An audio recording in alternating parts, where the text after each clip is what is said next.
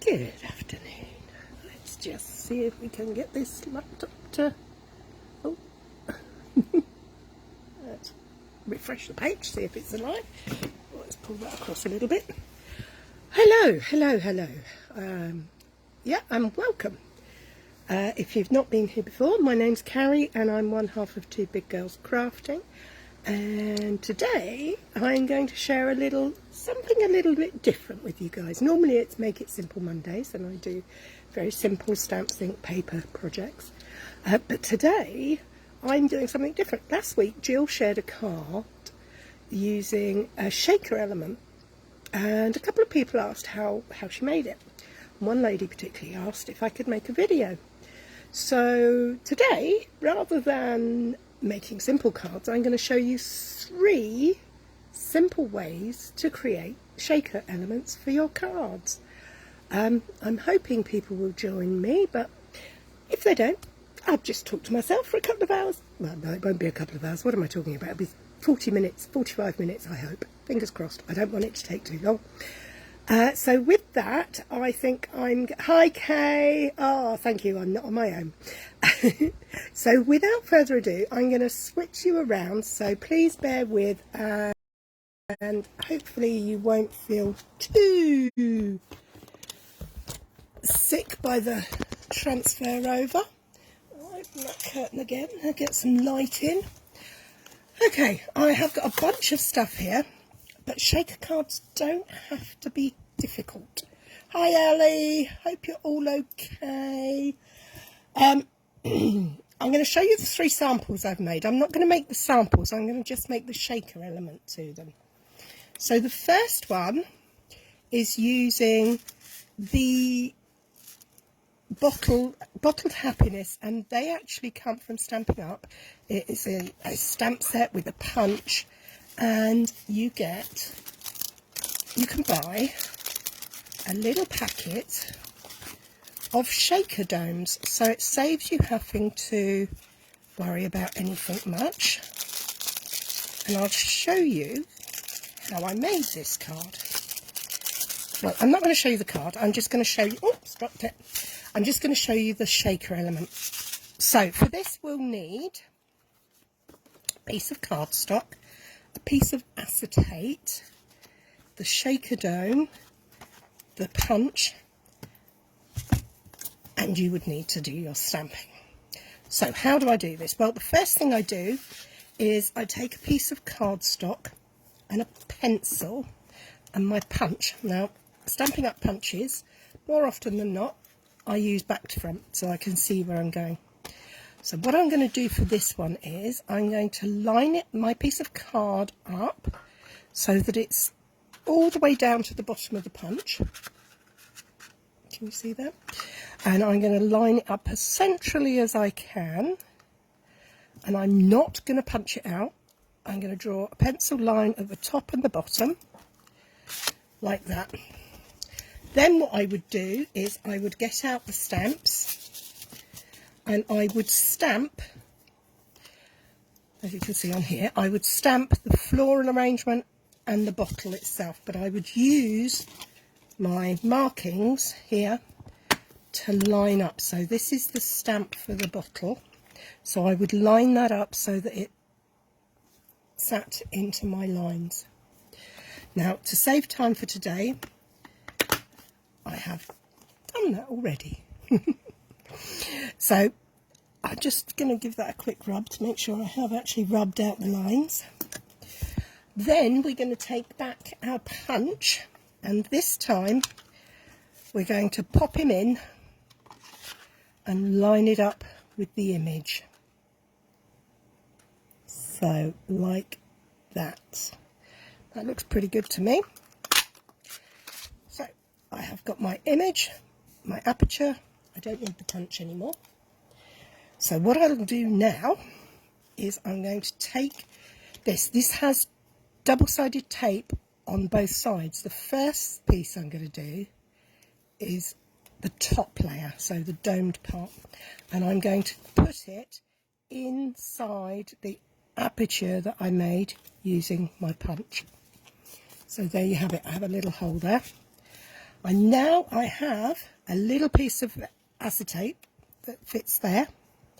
And what I'm going to do is you can use all sorts of things for shaker cards.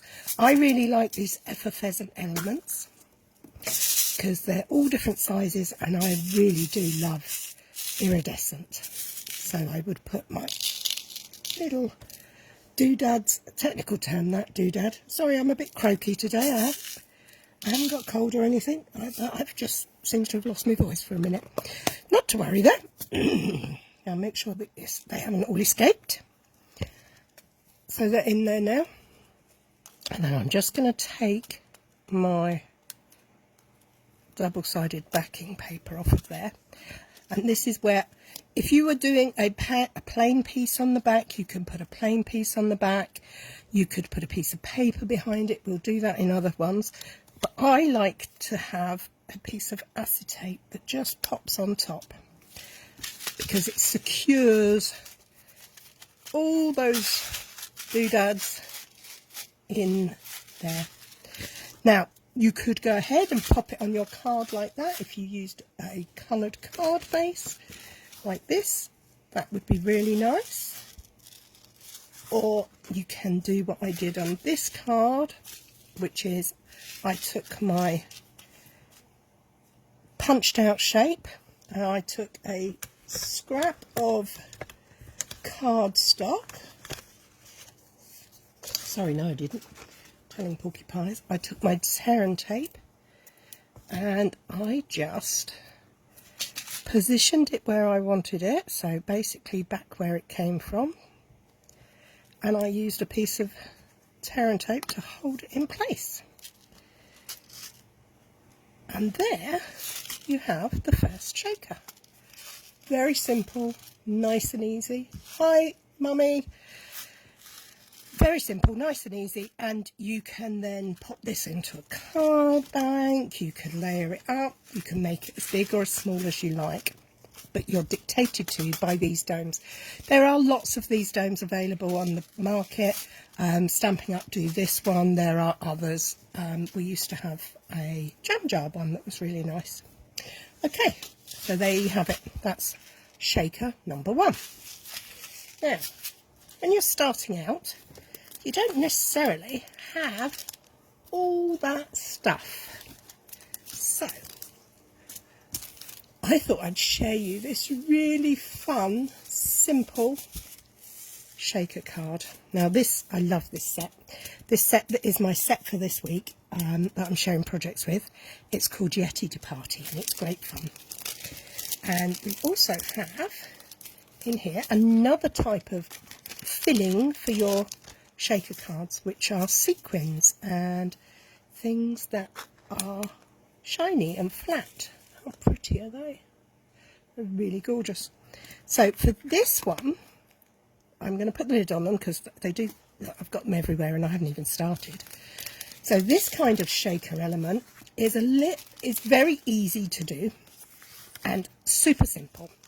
All you need is a cellophane bag, a cello bag. You can choose a big one and fold it in. This one just happens to be the right size. You could put a piece of card in there that you've stamped. You could put pattern paper. I'm going to put in patterned paper. I've chosen to use this beautiful iridescent vellum because I like the sparkle. It looks so Christmassy to me. Love that card idea. Oh, thanks, Mum. So, this is the easiest shaker card you will ever make. So you've got your cellophane bag, you've either folded it in and taped it down so it's the same size as your piece of card or paper, and you've left one side open. You then take your doodads and you sprinkle some in.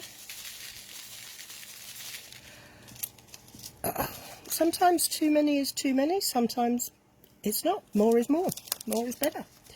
I really like these ones, so I'm going to put in quite a few. As you can see, they get everywhere and they all get clingy to your fingers, but it's okay, it's good fun. So when you have got enough in your... you're not getting off my fingers. Enough in there, all you're going to do is make sure that you close the lid up again. Is make sure that they're inside on the front of the panel that you're going to be showing. You don't want all your bits of beautiful doodads and sprinkles and sparkles on the back, so make sure they're all at the front. Then to close it up, and this is how I fold the edges in if it's a larger bag, you fold it neatly over to the very edge of your card, and then you take your nail and run it down. You could use a bone folder, but what you really want is that really nice, neat, crisp edge. And as with this cello bag, it comes sealed with a sealing strip, so I can utilise that.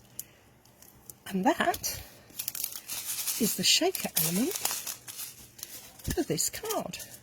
How simple was that? Again, that would go, you could put coloured card behind it, you could put it onto a plain white background card base, which is what I've done. Now, as I've used vellum, how would I attach it? Well, the way I would attach it is to get glue dots, and can you see in the centres of some of these flowers and snowflakes, there is larger areas that are not going to be seen. So I'd put glue dots on there and pop it on. I also put a panel slightly round this card, so I've got tape running behind there as well to hold it in position. And of course, once I've got my elements on the top, I could use adhesive behind there as well on the back of the cellophane bag.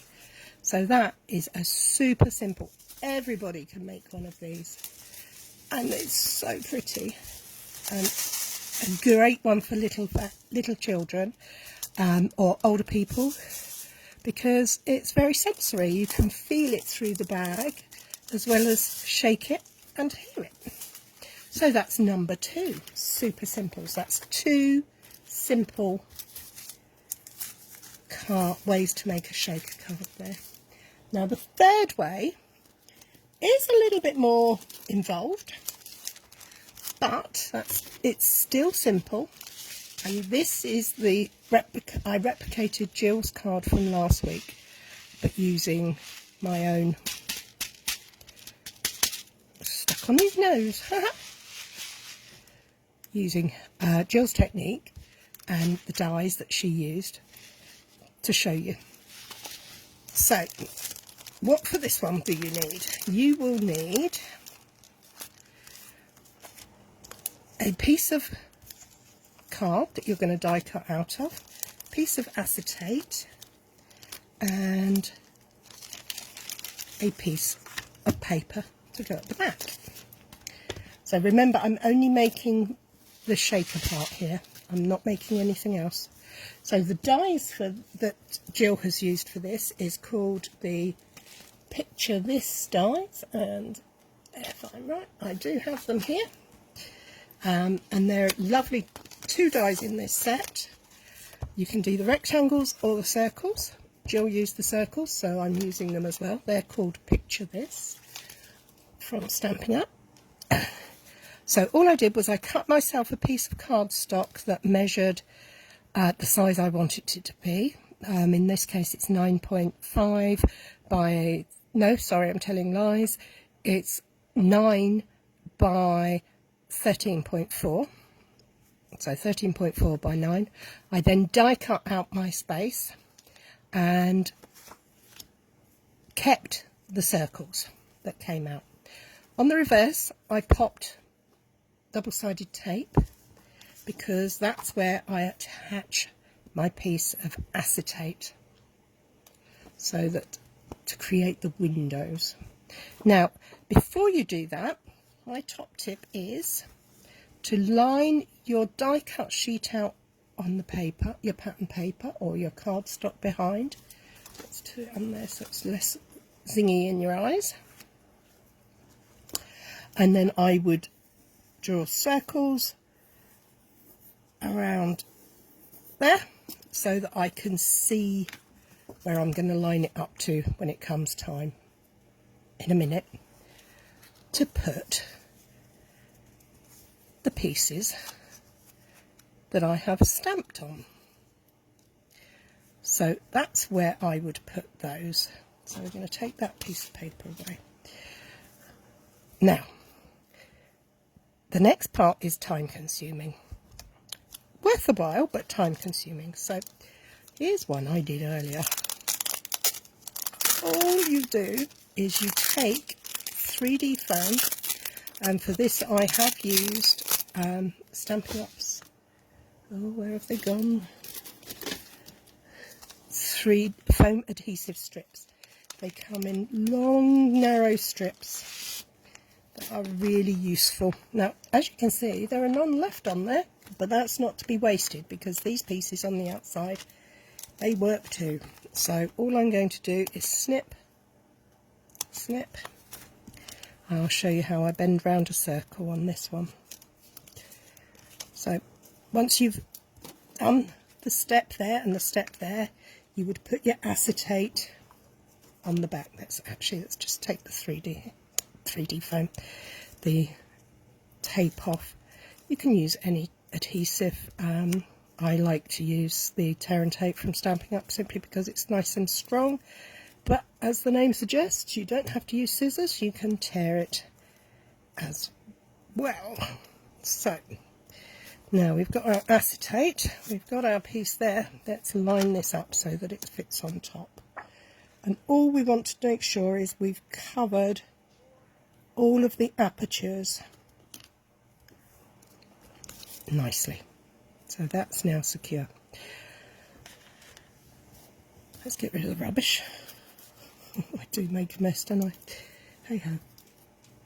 So we have now got our tape. Now, if you're doing straight lines, you don't need to take the backing off, but if you're going around a circle, my top tip is to take the tape off both sides, and then all you need to do is pop it down and it will very easily fold round the corners to create barriers. That's how it's done. Obviously you would continue that, but as you can see on this one, I've gone all the way around all of the circles and I've done the edges as well. This is because when it sits on your card, you want it to be all the same length. So now we're going to take those pieces off as well. Some of them are already off, but these ones need to come off as well. And this is where I'm going to show you. If you're using the insert pieces and you've done this part, you would stick these here, because we're going to flip this over like that and pop it down on top of there. So I haven't done that. I'm not going to do that now because I don't want to take any more of your time up, but you'll work that out for yourself. So I've got not those ones. I'm going to use my effervescents, my lovely things, and I'm going to pop some in each of the little apertures. I'm also going to put some other things in, because you don't have to just use pre-made things. You can use flat embellishments, such as these. These are called the loose flower flourishes, and they come in small and size. So we're going to put a couple of those in there, and there, and there. Just mix them up and do what you like, really. I have got another sample here today that I shared on the Facebook and the blog today, which is using pieces that I stamped and die cut out. Exactly the same principle as we've done today. but here's the sample. But as you can see in here, these pieces were all stamped, coloured and die cut out. And they're all caught up in the corner now. But they do move around, they work very well, and it's a great way to use up your stamps. So we've got those pieces in there. Now what do we do? Well, this is the tricky part. This is the trickiest part. We're going to use our grid paper to line up our lines, make sure we're straight there. And we're going to pop this piece down on top. Now I know that this piece is 1/2 centimetre wider and longer. So what I'm actually doing is I'm using my grid paper to guide me on these bottom edges to hopefully get it in place. Oh, it's not that going. There we go. So if it's not right, you can, if you're very careful, huff and take it off. Make sure your doodads go back in the boxes where the spots where they're supposed to be, not in the other spaces. And cheeky little ones are going in there. Oh. And we're going to go that way. So we're going to try again. And as I said, this is the trickiest part. There is another way of doing it. Like that. So that's one way of doing your element. Isn't that pretty? I do love these effervescent elements. So if we go back to this one, what I'm going to show you is another way of doing this, which is to build up your apertures on the pattern paper or the cardstock rather than on the back of the acetate window. So what we're going to do here is we're going to pop those ones down. We know they're in the right place. We're then going to take this, and we know that when you get it round the right way, that's in the right place. So what I'm going to do is, instead of putting the 3D foam on there, I'm actually going to pop it around the window here. Now this way works really well if you're doing a circle, like the other sample I showed you, which was just a circle. Obviously this one has a lot more circles in it because it's this die. Again, I'm taking off the hi Anne, taking off the backing, not all the way down this piece, but making sure that I can go round those corners with ease. It does make it a lot easier if you have long continuous strips.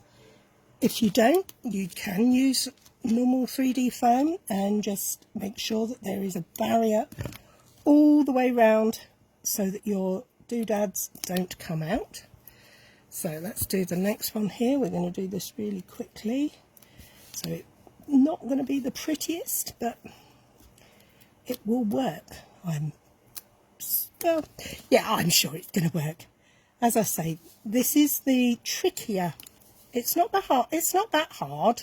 Don't be put off from giving it a go, but I would recommend that if it's your first time doing it, practice with scrap cardstock, scrap paper, before you try it on your beautiful projects, because we're not going to waste these bits. They're going to go on here as well. You don't want to spoil your hard work, do you? So as I say, these strips come, we use every bit of it, we don't waste anything. Come on, off you come. There we are.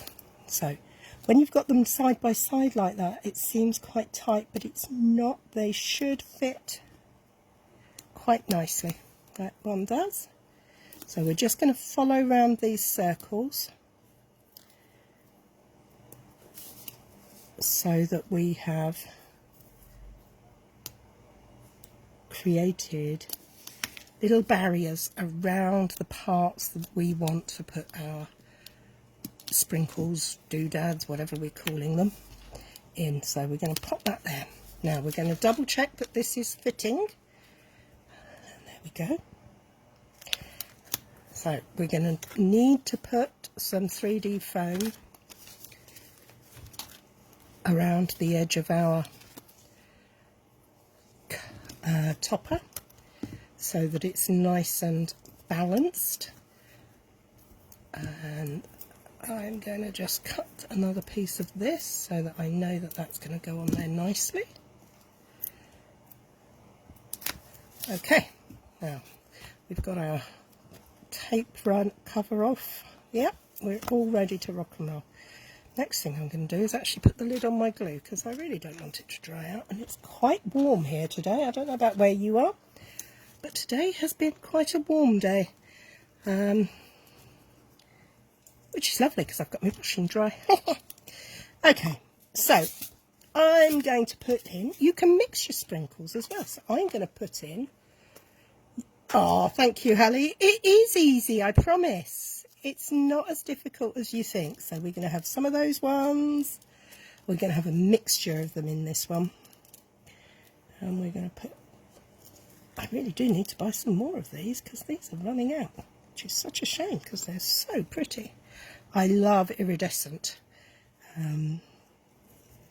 particularly at Christmas. I think Christmas is pretty special if you've got iridescent sparkles all around. Okay, so let's pick the last few of those bits up, take them off my fingers because they're all staticky, and make sure that is sticking down. Oh look, there's one more, there's always one more. And then we're going to add a few of these just for fun, just because I can. And that's the other advantage to using these strips. They are slightly taller than the usual Stampin' Up dimensionals, which means you have a little bit more height available in your shaker windows. Okay, so we've got that in place, and then all we're going to do, make sure that there is nothing attached to the tops of the tapes, and very carefully, which is a bit tricky because I can't see through the camera, I'm going to pop that in there. And there we have it. We have another shaker card. Outgoing is a dangerous word. Sorry guys. Yeah, I think that's super fun. And what you could do, let me scrabble around here, is with these parts, you could put sentiments, you could put all sorts of things onto there to create fun projects for your cards. You could layer it up, winter wishes and holiday hugs. So that's my shaker cards 101, super quick, super simples, not difficult. I do hope that has helped you understand the principles of the shaker card. This is how you would do the same process for that, is exactly the same process for this one, except it's just a single circle. You can mix your elements. You don't have to use stamped images, but you will need a thick envelope because they will be quite thick. The first way I showed, again, was using the ready-made, what do they call these? Oh, hang on, let's have a look on the packet. It might tell me. Vintage bottle shaker domes. There you go. So that's ready-made for you. You don't have to do very much to that. I choose to put a piece of acetate behind mine to seal. You could put a piece of paper over there. It will work just as well. And the easiest way to make a shaker card is to turn the whole card into a shaker card. And why not? How fun is that? And it's so simple, so easy. And I do love this guy. My Yeti. He's fun. Oh, well, that's not bad going. I've shown you 3 types of shaker card, all under 30 minutes. I'm doing well today. There we go. I do hope you've enjoyed that. If you have any questions, please just ask, and I will do my very best to help you. Thank you very much, and please join me next week when I will be sharing 1 design, 1 layout and 4 different cards. That was one of the things that we were requested, how to use 1 layout to make multiple designs. So I'm going to have 1 layout and show you 4 different ways to make it. Thank you very much. Have a good week. Take care. Look after yourselves. Bye bye.